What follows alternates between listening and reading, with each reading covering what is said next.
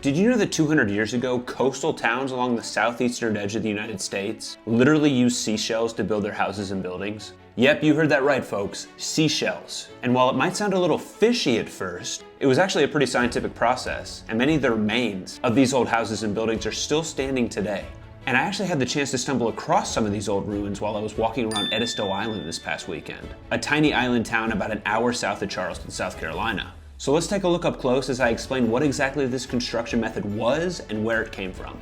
These seashell-packed walls were made using a rough early form of concrete called tabby, a material mostly found in old coastal towns where shells were easy to come by. And to make it, builders in the 17 and 1800s would gather and burn thousands of oyster shells in a kiln, reducing them to a fine white powder known as quicklime, that after mixing with water hardens into stone as it dries, essentially becoming the glue that they then mix with sand, water, and more oyster shells for bulk and strength. The end result? A strong, fire-resistant building material that held up well in hot, humid climates. Now, these old US coastal towns didn't invent tabby. It actually traces back to the early 8th century, where early forms of shell-based concrete were found to be used in North Africa and Spain.